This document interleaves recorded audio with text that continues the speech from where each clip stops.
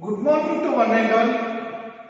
In continuation to the yesterday's topic of the anatomy of, we are going to discuss today about the physiology of the function, mechanism of breathing.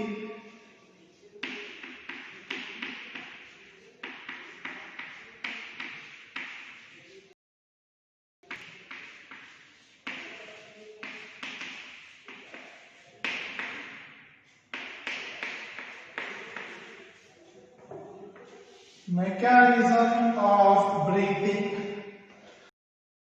Mechanism of breathing, already you know that breathing means respiration. Respiration is a combination of inspiration and expiration. This inspiration is also called as inhalation and exhalation are also called as inhale or exhale. So, in the process of inspiration and expiration, in order these to take place, we have certain requirements. One is called as lungs. One pair of lungs are present. Above the lungs, ribs are present, and left 12 ribs and right 12 ribs are present. Third one, spinal vertebrae. 12 spinal vertebrae are present. Fourth one, diaphragm. Diaphragm is present. Base of rib cage. At the base of rib cage. Fifth one,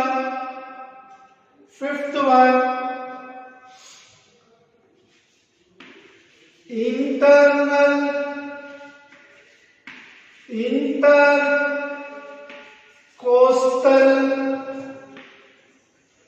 muscles and external intercostal muscles.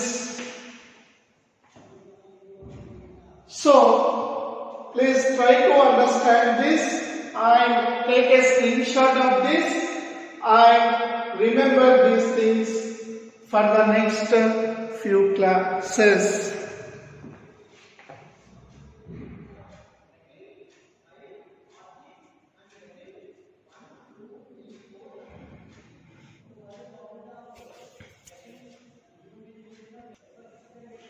Listen here, breathing means also called as respiration. Respiration is included with inspiration and expiration. The inspiration is also called as inhalation. Expiration is also called as exhalation or inhaling or exhaling. So, in this, the respiration, the mechanism of breathing to occur, okay, certain parts are involved in the process of respiration, that is lungs. One pair of lungs on the either side, left side and right side, and rib, which are covering the lungs from the back side, that is the spinal cord, to the sternum, and The spinal vertebrae on the back side, diaphragm in the bottom of this rib cage, separating the visceral cavity with the vertebral column, and internal intercostal muscles and external intercostal muscles, and one more is sternum. One more is sternum. On the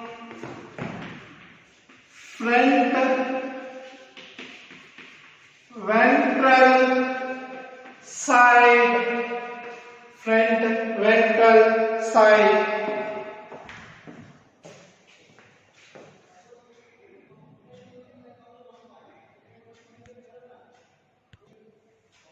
in the mechanism of breathing, already we have discussed inspiration and expiration to happen. Inspiration or expiration to happen. The requirements already discussed. So here I am taking only one lung into consideration. One of the lung into consideration.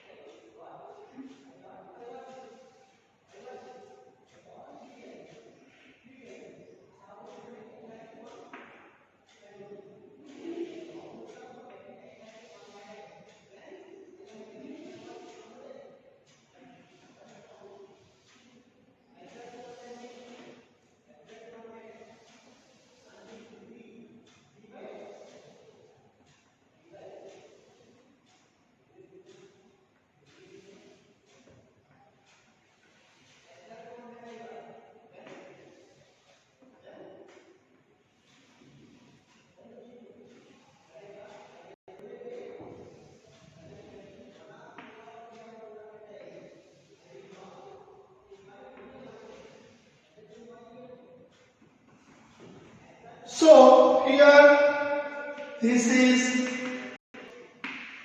trachea, this is bronchi, these are bronchioles, primary bronchi, secondary bronchi, and to this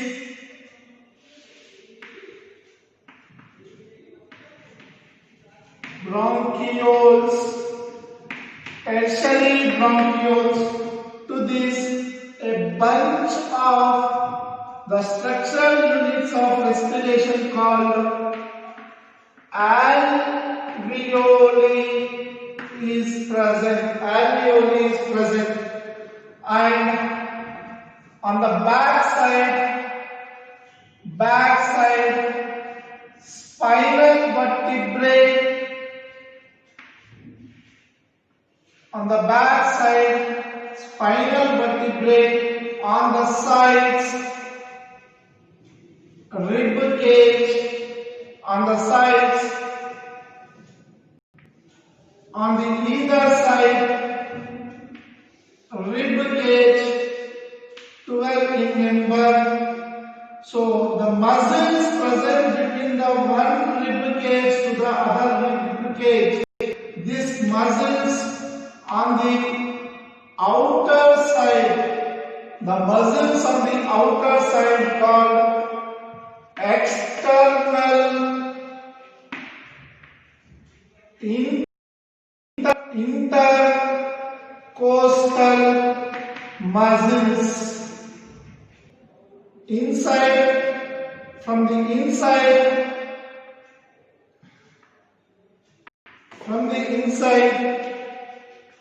internal intercostal muscles, internal intercostal muscles, internal intercostal intercostal muscles, and here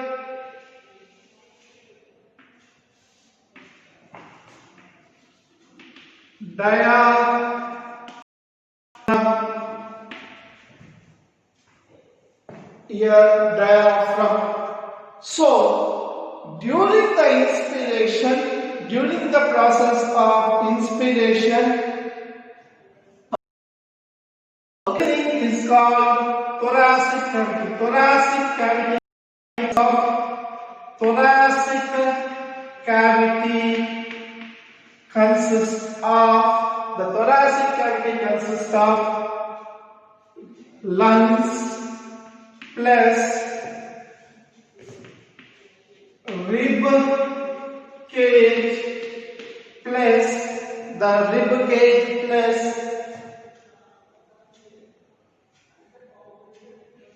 external and internal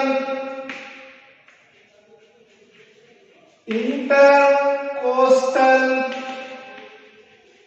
muscles plus diaphragm plus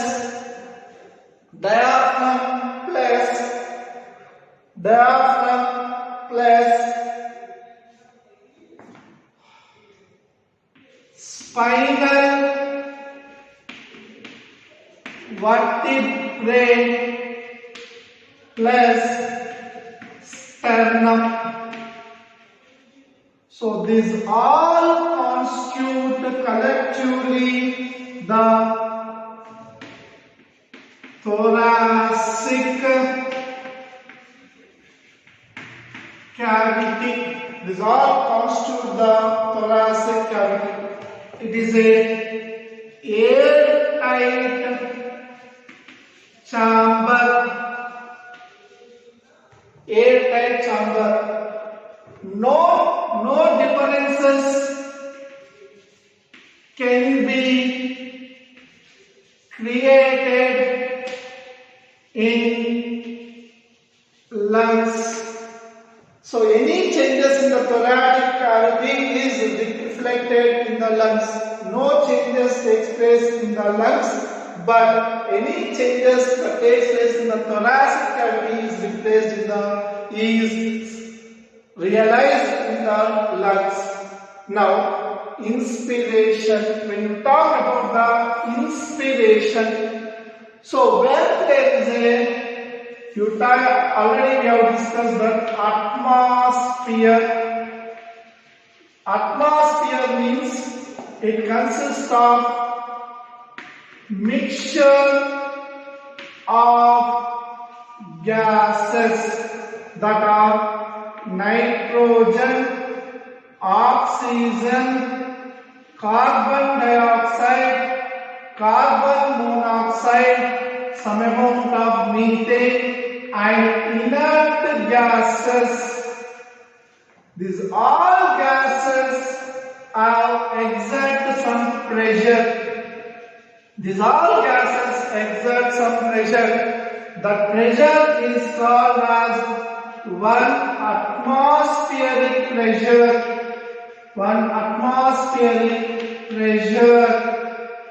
That pressure is called one atmospheric pressure. One atmospheric pressure is equal to 760 mmHg of pressure. 760 mmHg of pressure. In this, nitrogen will be bearing 562 or 563 mmHg of pressure. Oxygen will be approximately 158 to 159 mmHg of pressure. Carbon dioxide will be having approximately 3 mmHg or 2.8 mmHg of pressure.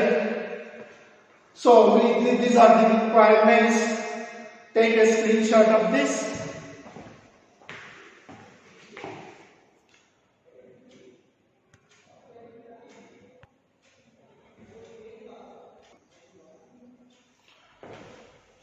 Now,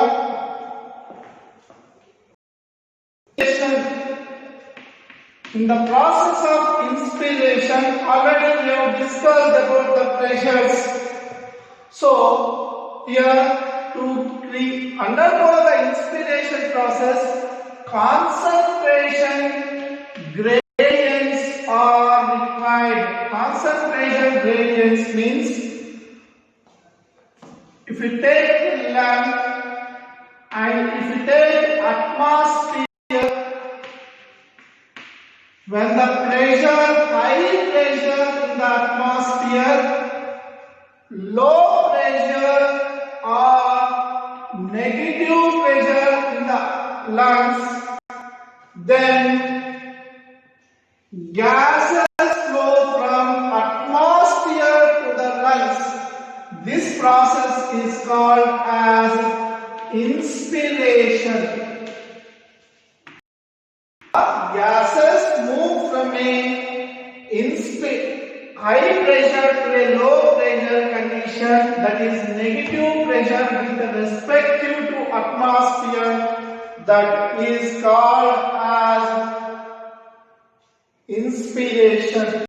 When there is a low pressure in the atmosphere because of the airtight chamber creating the pressure gradients, and when there is a high pressure in the lungs, the gases move from the high pressure condition to low pressure condition, that is positive pressure, then that is called as expiration.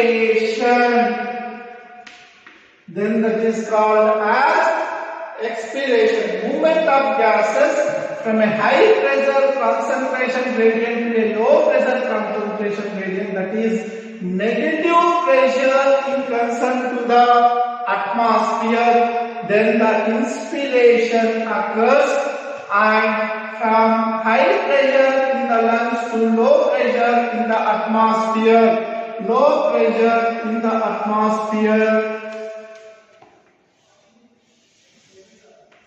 then the gases move from the lungs into the atmosphere. The process is called as expiration. To clear this pressure gradients, we require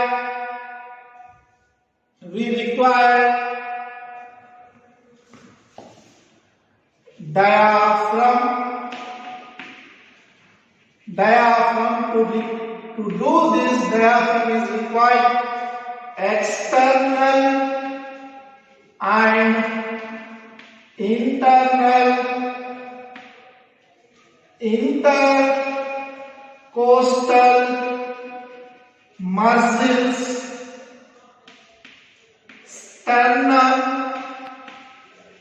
and rib cage can create this concentration gradient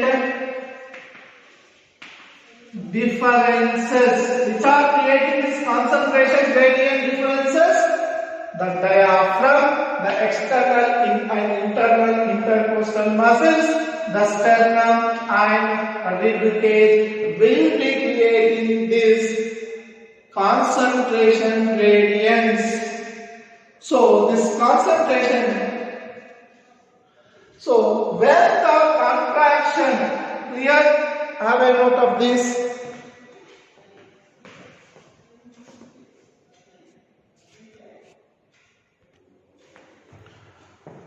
So in the process of inspiration, thoracic cavity creates the concentration gradient.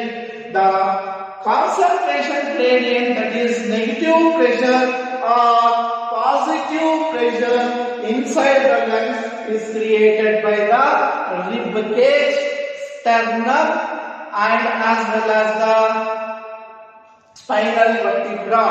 So in the case of inspiration, the negative pressure is present inside the negative pressure is present inside the lungs and positive pressure or high pressure outside the lungs. So, in order to create this, the diaphragm now starts slowly contracting. The diaphragm slowly starts first contracting. The diaphragm slowly starts contracting and it contracts. So now this is called as contracting diaphragm. As a result of this contracting diaphragm, the length between the dorsal axis, that is from the spinal vertebrae towards the ventral axis, that is towards the sternum, increases. This is called as from the dorsal side to ventral axis. This is called, that is from the spinal vertebrae to the sternum, that is called as dorsal axis, dorsiventral axis. In the similar way, from the anterior axis to the posterior axis will take place. At the same time, because of this increase in the lung size, so the air from the outside enters into the, because of this negative pressure, air from the outside rushes into both the lungs at a time. Because of this negative concentration gradient created by the thoracic cavity in the lungs, so at the same time the exchange of gases takes place, and in the similar way expiration takes place when there is a positive pressure created in the lungs because of the contraction, relaxation. Means it is continuously relaxing from this position to this position and this position. When the diaphragm starts relaxing, at the same time, the movement of the sternum towards normal relaxing position from the ventral side to dorsal side, that is from this side to this side, the anterior position and posterior position to anterior position. Now the lung size has been continuously decreasing in this format. This has occurred from the dorsal side to the ventral side, anterior to the posterior axis. As a result, the lung size was this much, now increased by length. So the lung size increases in the dorsiventral axis, anterior posterior axis. So because of this relaxation of the diaphragm, the rib cage muscles, the sternum, so and the movement towards the ventral axis to dorsal axis and the posterior axis to anterior axis, the lung size will be decreased. As a result of this decrease, the positive pressure is created inside the lungs and the air moves out of these lungs. As a result of this particular movement, you can see that the expiration occurs. So here inspiration, negative pressure,